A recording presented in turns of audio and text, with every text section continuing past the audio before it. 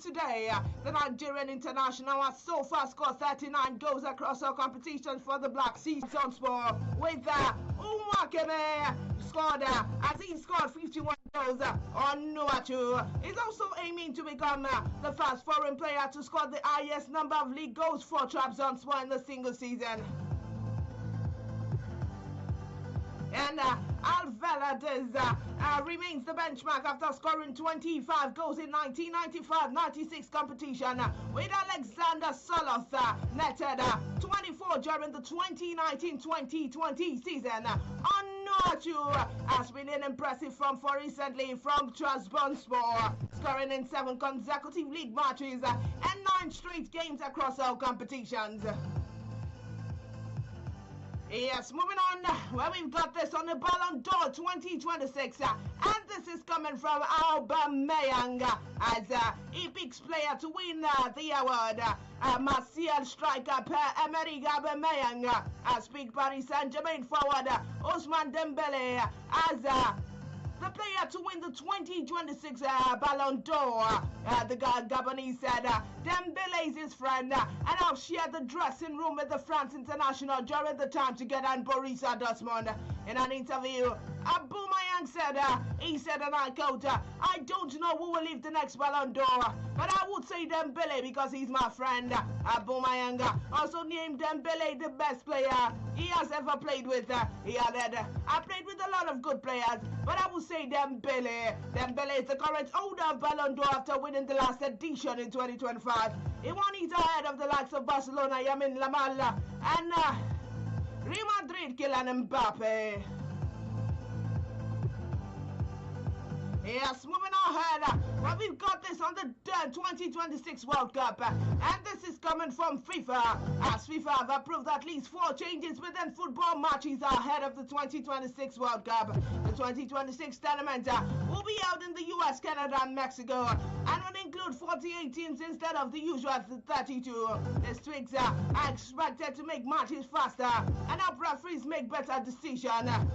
Yeah, the 4 new rules that FIFA just set. The first one is on substitutions. When a player is substituted off, they must leave the field within 10 seconds.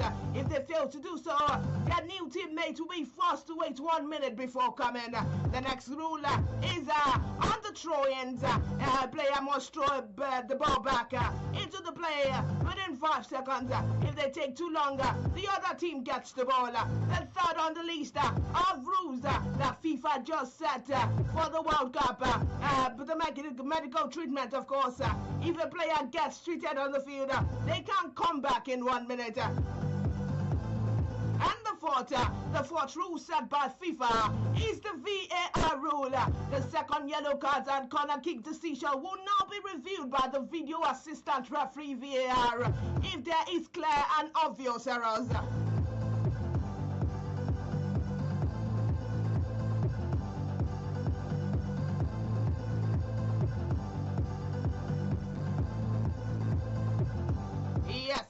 Moving on to the EPL, I've got this on Manchester United. Manchester United Iraqis willing to sell at least 5 of their players this upcoming summer transfer window.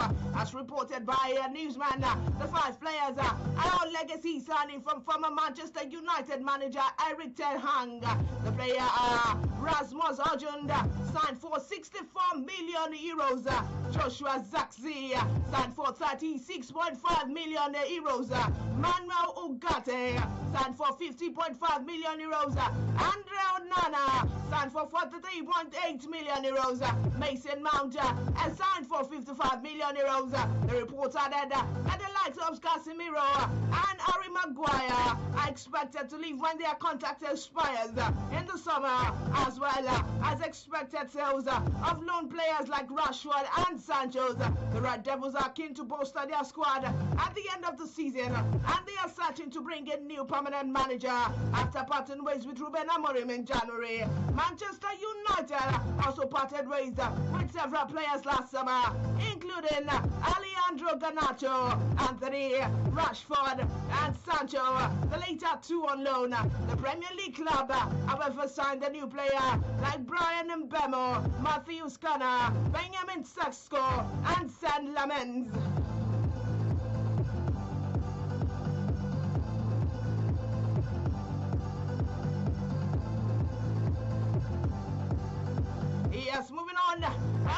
got this on the EPL, and this is on Arsenal and Manchester City, and the evasive quadruple. Arsenal and Manchester City can still win the quadruple this season. Going into this weekend Premier League fixtures, they're gonna sit top of the table, 7 points clear of Manchester City.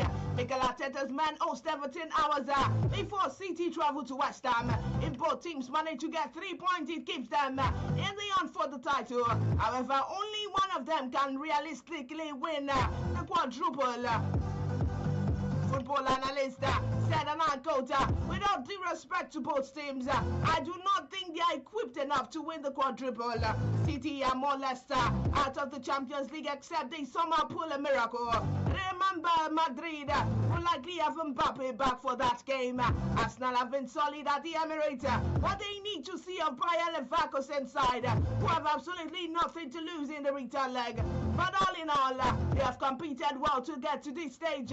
City was hammered 3-0 by Madrid in the first leg of the Champions League last 16 clash. Pep Guardiola's team selection against the Hammers will be very interesting because he not only wants to keep the pace with Arsenal, he could be desperate to overturn the deficit against Madrid at the Etihad. The Gunners played both Everton and Leverkusen at the Emirates. Yes, the analyst for the said, and I quote, Arsenal winning last week and City dropping points to Nottingham Forest has provided Arsenal a sort of respite, but they have to absolutely make it count by beating Everton. Both teams have won their last 2 matches, but Arsenal will definitely more to play for. Will most likely get the 3 points. City, who were atrocious in the midweek, will be quickly hoping to banish the ghost of their Champions League horror in Spain by getting back on track, and in doing so putting West Ham onto the squad. Mentally, I think they are a bit short with most of their big performers like Haaland and Diaz being fully average in the recent weeks. West Ham is 18th and in the relegation zone, and if there's a good time to face City, it is now while they are reeling off a bad loss. Arsenal and City might yet qualify for the Champions League quarterfinals, but next Sunday we will know for sure which team won't be in the quadruple as they face each other in the Carabao Cup final. As for how this game set up for a Carabao Cup final, I think none of this will apply. Last night in the first leg against City at Emirates dominated play by a lot of margins, but the times are different for both teams. A combination of injuries and losses from has culminated in a top seed of the past few weeks, but they are both still in relatively good form, even though the performance are another thing entirely.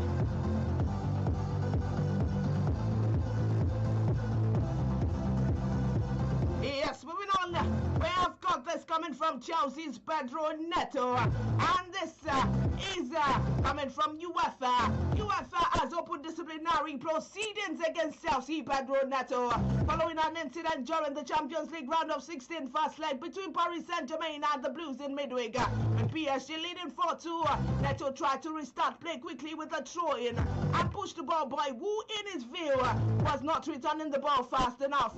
The Portugal winger immediately apologized for the gesture, and the referee did not issue a card during the match.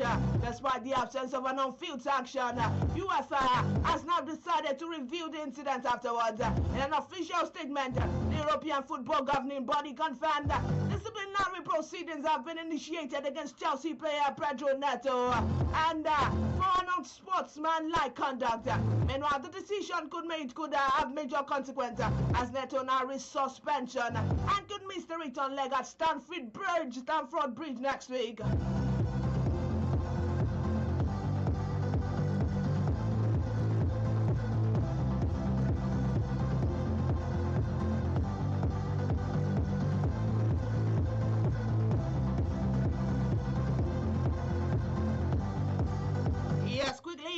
Let's take this one coming directly from the transfer scene. Kaza PL Club FC Kasia signed Nigerian striker.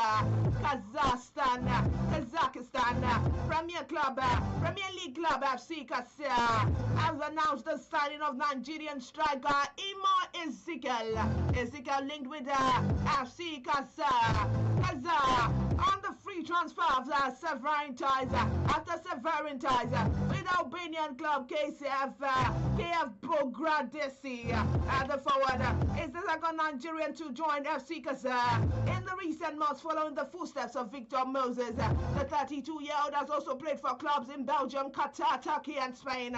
Ezekiel is in line to make his debut for FC Qatar against Astana next week Monday. The versatile striker was a member of the Nigerian under-23 side to the 2026 Olympic Games in Rio de Janeiro, Brazil. Yes, moving on to the UCL. Now we've got this coming from the football commentator and Turkish journalist Haluk Yurakil, as he has suggested Galatasaray player who is as valuable as Victor Osimhen after the Turkish Super League giant recently defeated Liverpool in the Champions League. According to Yurakil, Kaka gave it this player as valuable as Nigerian international for Galatasaray against Slotsman, calling on the Turkish Super League champions not to sell the 29-year-old shortstopper to any English Premier League club. He spoke while speaking on the 43 digital YouTube channel. He said, and I quote, Ogakan Kaka is delivering a performance as valuable as Osimhen. If I were the decision maker at Galatasaray, I would not sell Kaka for 50 million euros even to an English club. Kaka will hope to continue his impressive display for Galatasaray when they face Liverpool in the return leg next week.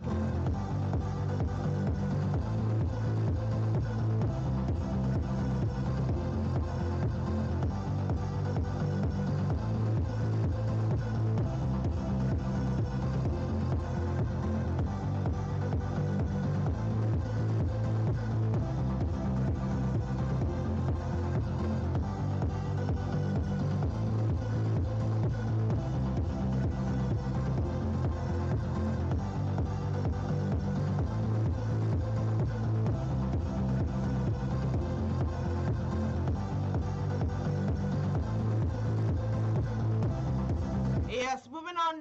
Well, we've got this coming from England striker Gary Lineker, as he has slammed the VAR's decision that ruled out what would have been Victor Osimhen's goal in Galatasaray UEFA Champions League round of 16 first leg against Liverpool. As Real Madrid also said to be monitoring the Nigerian striker ahead of the potential 110 million euro summer swoop. Galatasaray beat Liverpool 1-0 at the Ramspark in Istanbul, with Mario Lemina scoring the only goal in the 7th minute from an Osimhen assist. However, the match was dominated by controversy when Osimhen's second half effort was disallowed following a VAR review. Officials ruled the winger Paris Alpha Yilmaz was offside during the build-up, determining that he had interfered with Liverpool's defender Andy Robertson despite not touching the ball. Lineker, speaking with newsmen, was sketching in his assessment. He said, and I quote, I have watched it 50 times and it is absurd. There is no impact with Lee Yilmaz. It is just terrible decision. The VAR just waved it on. There was no interference whatsoever. It was the wrong player as well. He got it completely wrong. I have double-checked it 1,000 times. There was no contact. And also, it was not that the player who went through, he had no impact on the game whatsoever. The disallowed goal denied Osimhen a notable personal milestone, as he would have equalized from a Galatasaray forward Burak Yilmaz's record for the most goals scored by a club player in the single Champions League season.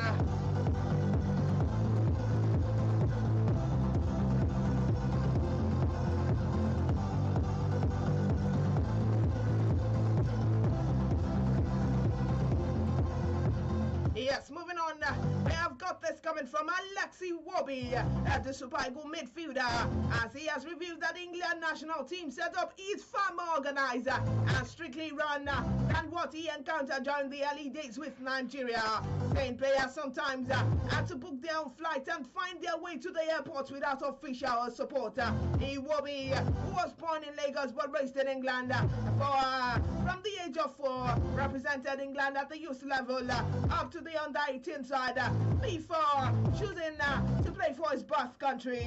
He made his senior debut for the Super Eagles in October 2015 and has since become one of the team's most important players. Taking in an interview with newsman, he shared on his social media platforms. The Fulham defender described the sharp contrast between the two setups. He said, and I quote, playing for England and playing for Nigeria are two different things. England is a bit more strict in the St. George Park or in a hotel. No one is allowed to come in. Strict food, strict regime.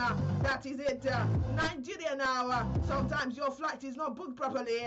You have to book your own flight. You get there, and sometimes the people at the airport are not even ready to pick you up. So you have to make your own way. The hotels are okay. Sometimes the light goes out. Sometimes you do not have anywhere to charge your phone. In England, no one is allowed in the hotel. In Nigeria, people can come into your room whenever they want.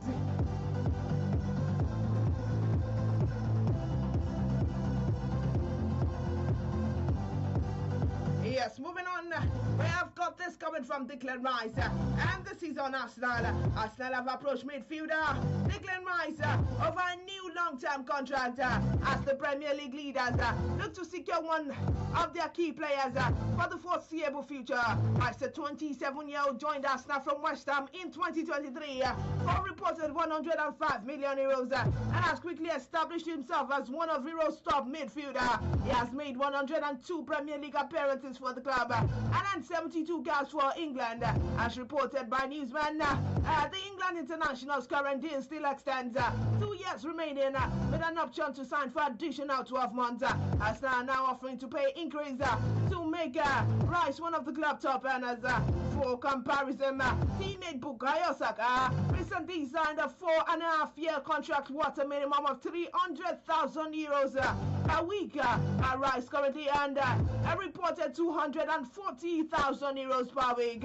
Discussions are at early stage and no timeline has been set for completion. But Arsenal are keen to ensure Rice commits its prime years to the club.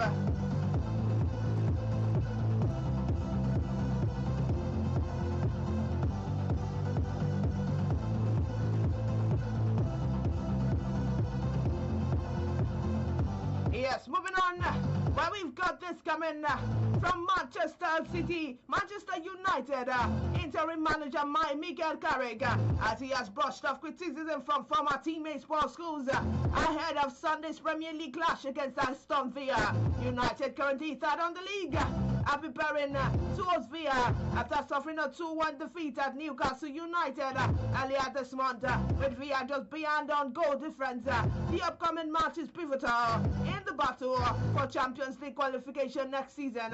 Scholes took to his Instagram to make sarcastic remarks about Carrick, saying Michael has definitely got something special about him, because United have been crap last 4 games. The former England international later clarified that no offense was intended and reached out to Carrick personally at this Premier League Premier Match press conference on Friday. Carrick remained unbothered by the comment. He said, and I quote, there is nothing to say about it. Really, I think that is just where we are in terms of social media and things, the caption and quotes. It can be taken in different ways. Listen, there are different opinions out there and it is fine. People can have different opinions. It just things gets taken away. It gets taken away. Gets taken way out of the extreme to the other, and it is what it is. And I am not worried about it, and I do not make a big deal out of it either. And that was coming from no other person but Michael Carrick.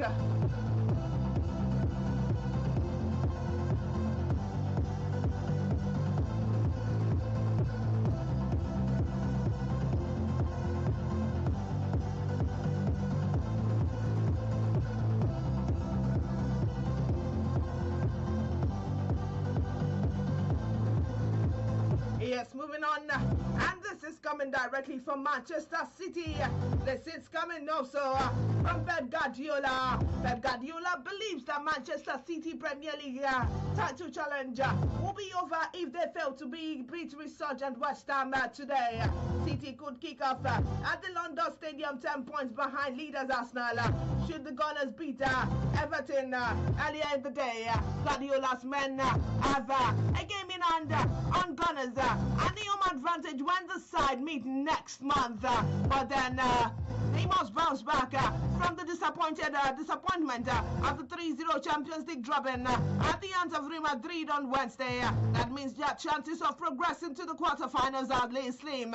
Pep Guardiola had this to say, he said, and I quote, the league was the most difficult title. So the Premier League always, I believe, is the most difficult one. And still we are there knowing that if we drop points, it will be over. The City Boys has now won 6 Premier League titles in 9 previous seasons in England. And this team were off the pace last season, finishing 13 points behind champions Liverpool in the 3rd spot.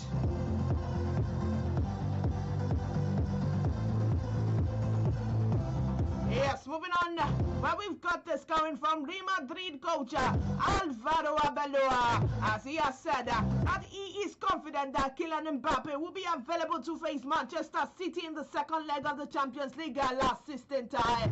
He said, and I quote, he, that is Kylian Mbappe, is getting better day by day. He would not be here today, but I am confident that he will be on the trip to Manchester. While Mbappe is sidelined by a knee injury and several other key players missing. Real Madrid trash City 3-0 in the 1st leg of the Bernabeu on Wednesday, thanks to a hat-trick from Federico Valverde. City host the 2nd leg next Tuesday, and risks being knocked out of the Europa by Madrid for the 3rd season in a row. France forward Mbappe, hampered by a sprain on his left knee since last December, has not played since withdrawing from squad to face Benfica in the 2nd leg of the Champions League knockout phase playoff round of January-February 25. Mbappe has scored 38 goals in 33 appearances for his club this season, and is expected to return for Madrid comes ahead of the international break, where France will face Brazil and Colombia in the pre-World Cup friendlies in the United States.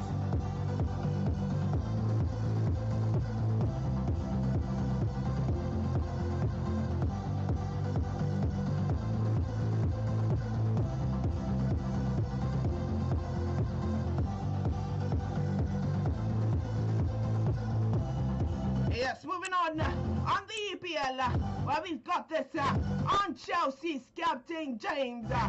Chelsea's captain Reece James has committed his long-term future to the club, signing a contract that will keep him in the Stamford Bridge until 2032. A lifelong Chelsea supporter, James joined the club academy at just 6-year-old and has become one of the club's most influential figures, having progressed through the Cobham academy. James made his under-18 debut while still a schoolboy and was key figure in the team treble winning season. He signed his first professional contract in March 2017 and quickly made an impact in Chelsea youth teams, finishing as academy player of the season and captain in the Youth Cup winning side, confirming the deal in a statement obtained from the Pride of London ex-Sandul on Friday. Chelsea sporting director Paul Winstanley and Lawrence Stewart praised James as a leader who embodies the club's values.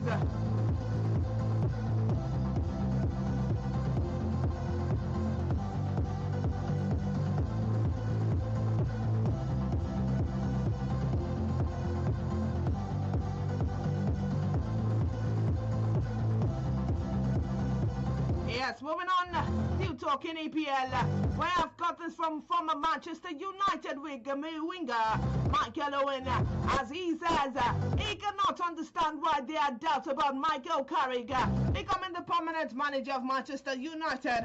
Carrick, a 44-year-old, was appointed caretaker head coach in January following the sacking of Ruben Amorim.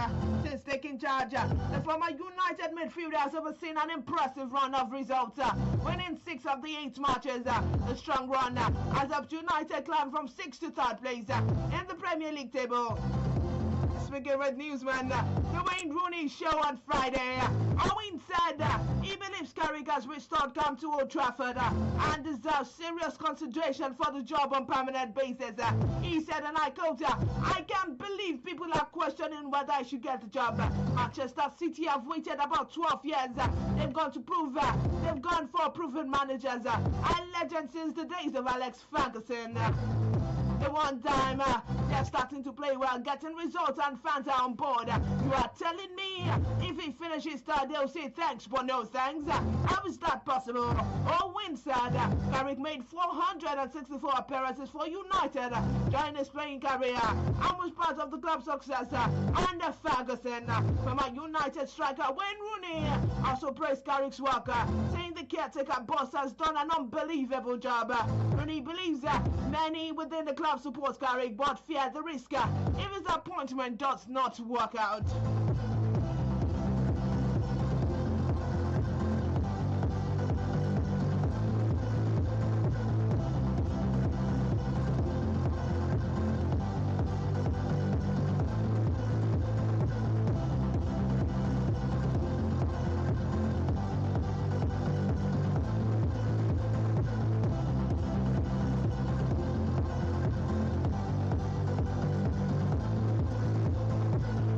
Moving on, well, we've got this on Unai Emery as he has reached another milestone in the tenure as manager of Aston Villa after guiding the team to his 100th victory in charge, setting a new club record for the fastest manager to reach the mark. As reported by newsman, Villa achieved a feat within a win over Lille OFC in the first leg of the round of 16 clash in the UEFA Europa League. The result highlighted impressive progress the Midlands club has made since Emery took over in October 2022. The Spaniard reached a milestone in just 181 matches, giving him a 52.2% win rate, the best in Aston Villa managerial history. His achievement surpasses previous benchmarks set by former Villa boss Ron Saunders, who needed 4 close seasons to record his 100th win within the club. Saunders remains one of the most celebrated managers in Villa history, having led the club back to top flight, won 2 league clubs, and guided the team to the 1980 and 81 First Division title before the club famous European Cup triumph in 1982. Since returning to the English club, Emery has transformed Aston Villa into a formidable side, and domestically and in Europe. His tactical influence and attention to detail have Villa become particularly strong at home while also competing confidently on the continental stage. Among Premier League managers during Emery's time at Villa Park, only fellow Spaniards Pep Guardiola of Manchester City and Mikel Arteta of Arsenal FC have recorded more victories, with 137 and 118 respectively.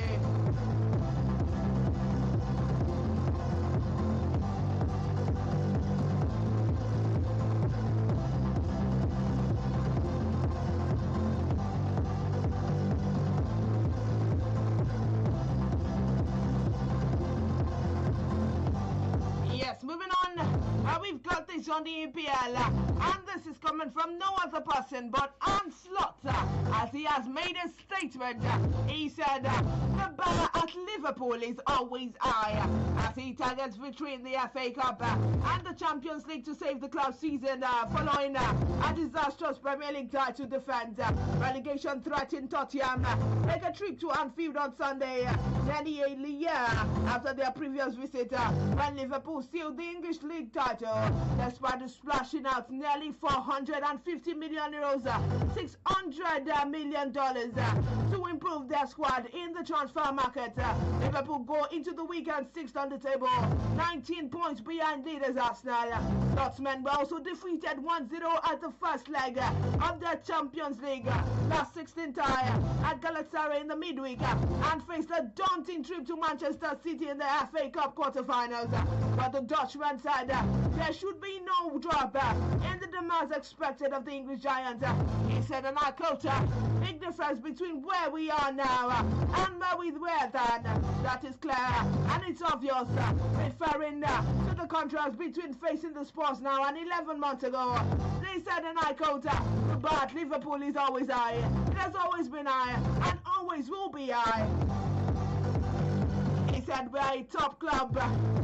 The bar should be set high by people around us, but we will set the bar just as high. This season, of course, we are unable to win the league again, but we are still in 2 cups, the Champions League and the FA Cup, where we are competing. And this was coming from no other person but Slot.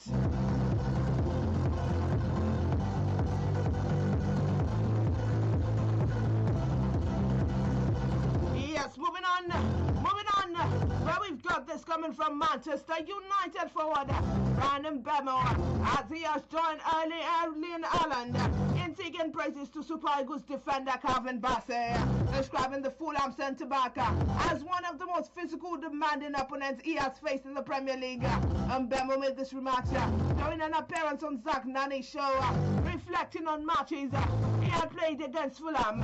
The Cameroon forward was very direct in his assessment to the Nigerian international. He said, and I quote, Calvin Bassey, damn, I think he really stood out in games. Even the two previous games against them, he was solid. Calvin Bassey is a beast. The guy is a beast. He is too strong. It is crazy. And on top of that, he is fast too. It is not cool to play against him.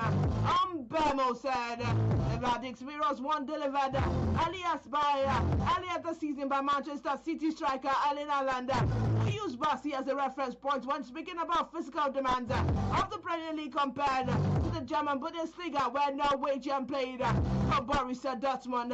Speaking on the Rest is Football podcast after a 3-5-4 win over Fulham, Haaland said, and I quote, it is not easy, it is hard, very hard, coming from Germany. Guys, it's different, it's more physical, it's more dues about contact. When you play against Bassey, you know how strong he is, and that was coming from no other person but Erling Haaland.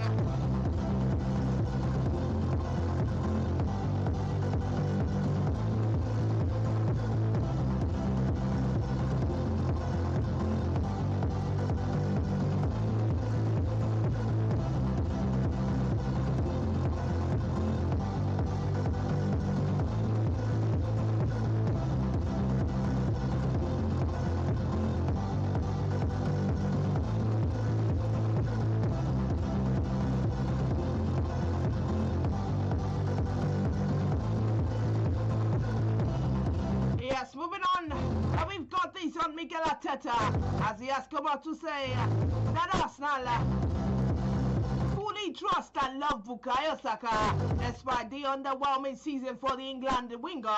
The 24-year-old has been one of the Gunners' main attacking threats in the recent years. They signed a new long-term contract at the Emirates in last month, but he has been subpar during the current campaign as Arsenal target a unique quadruple, managing just 9 goals and 7 assists in 39 matches across all competitions. One of those goals came in last week's vital 1-0 Premier League win at Brighton. Arsenal manager Arteta strongly defended his forward at the pre-match press conference on the eve of Saturday home league match against David Moyes' Everton. He said, and I quote, we fully trust him and love him. What he's doing for us, for this club, is just incredible at his age, and he has continued to have massive impact for us. He can have any individual performance that is not probably a reflection of his level, like every human and every player in the world. But overall, when you look at his strength and the impulse he has in the team, it is just very incredible. The Gunners last week took a giant stride towards winning their first Premier League title since 2004 and were beat Brighton when they beat Brighton and Manchester City and drew with Nottingham Forest on the same evening. But Arteta said despite the comfortable 7 points lead over second-place City, Arsenal must earn the title.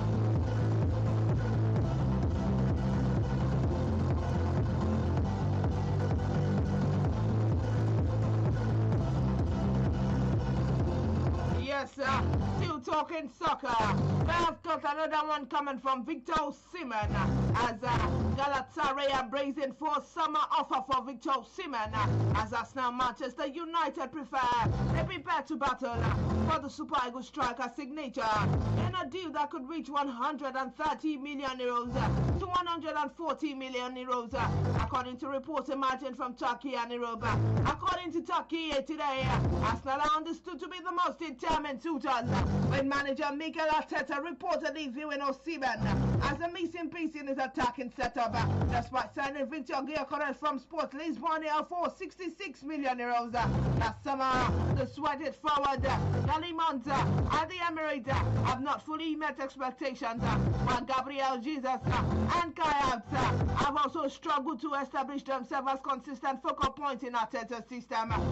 Manchester United are also monitoring the situation, with reports suggesting the striker names as resurface in recruitment discussions at Old Trafford as the club evaluates attacking reinforcement for the upcoming window. Former players, including Rio Ferdinand, are said to be among those pushing the club board to pursue Osimhen aggressively.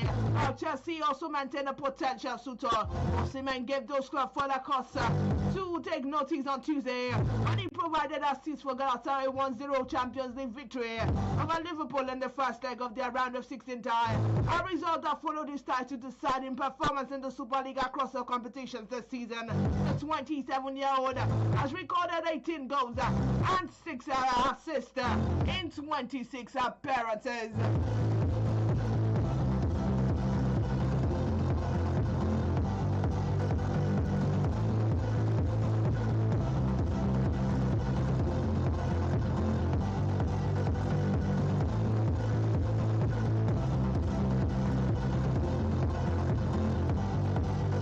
Moving on away from the world of soccer to the world of basketball. And we've got this coming from the Diaries coach, head of coach of the Nigerian women basketball team, the Diaries, Rana Wakame, as also players to quickly move past their loss to South Korea.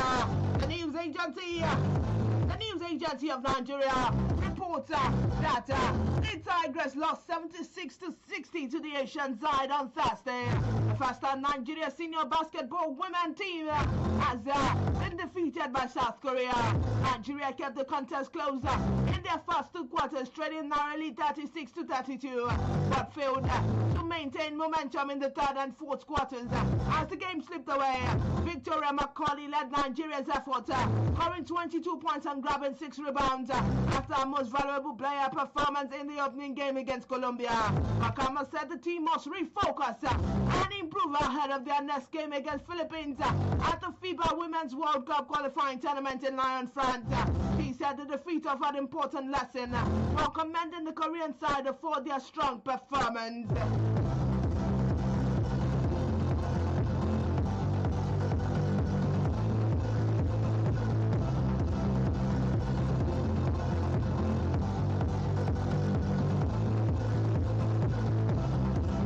Moving away from the world of basketball and moving to the world of boxing, where we've got this on Anthony Joshua.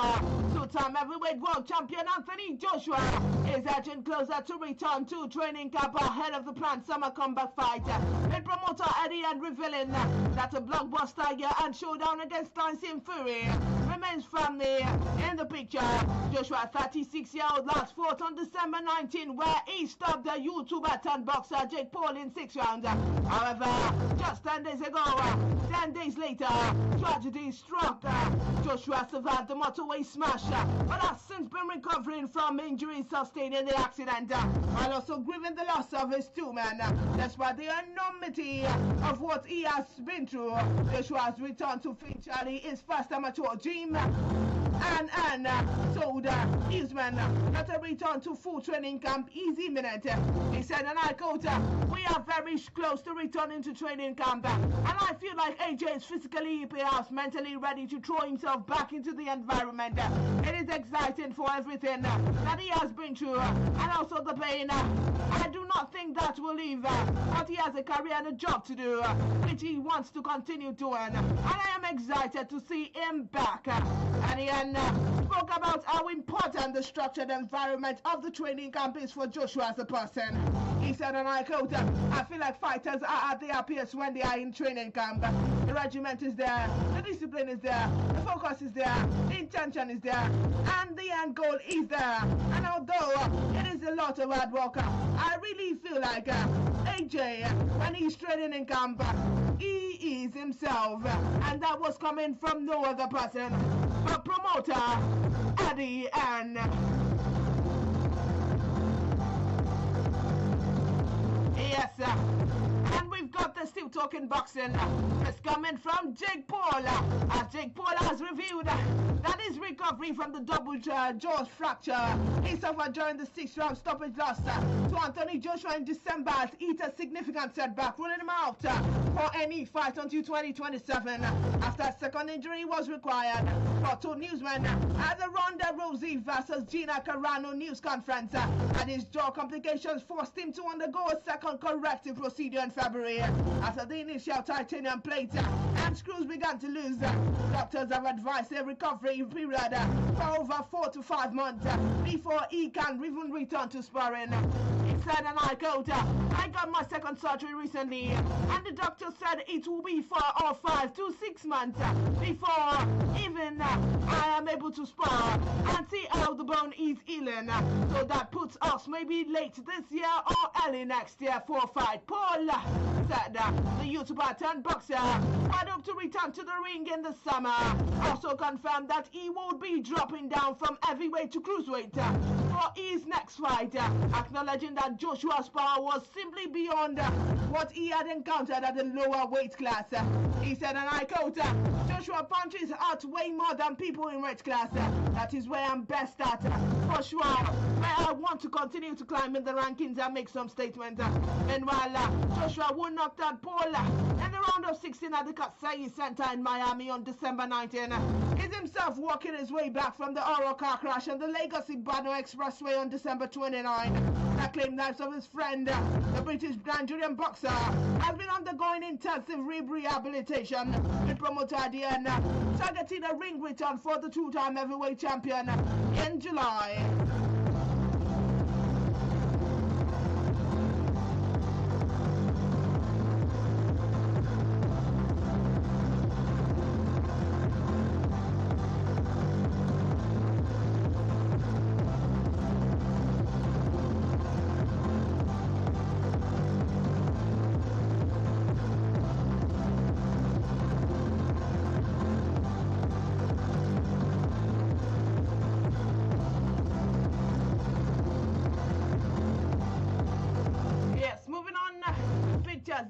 That will be happening today.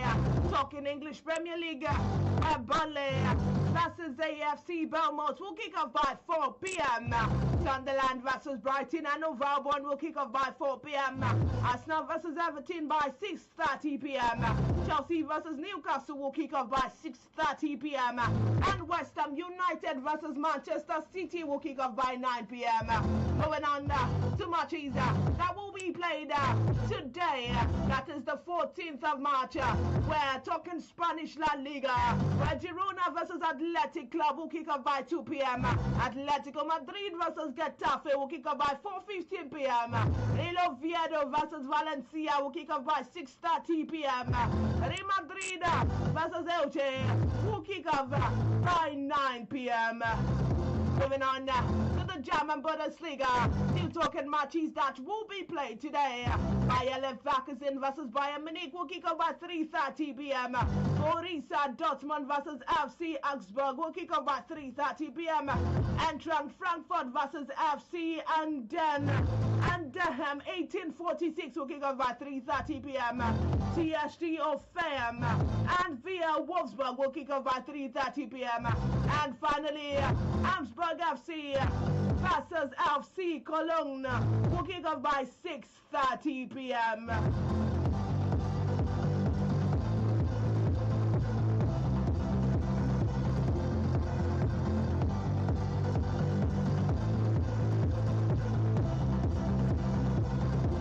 Yes, and now moving on to two fixtures that will kick off by tomorrow, the 15th of March, where we've got this on the English Premier League, Crystal Palace versus Leeds City, and that match will kick off by 3 p.m. Manchester City versus Aston Villa will kick off by 3 p.m. Nottingham Forest versus Fulham by 3 p.m. Liverpool versus Tottenham Hotspur by 5:30 p.m. Talking Spanish La Liga matches that will be played tomorrow, where we've got Mallorca versus Espanyol, and this will kick off by 2 p.m.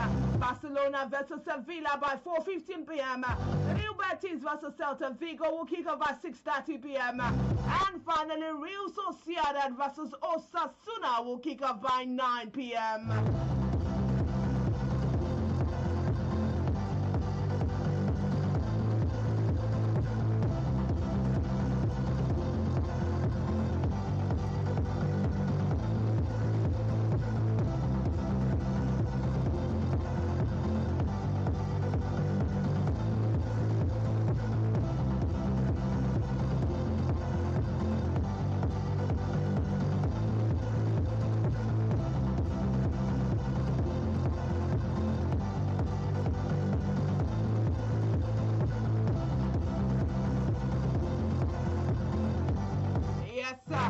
And finally, with that, we've come to a wrap on today's edition of Sports Diaries.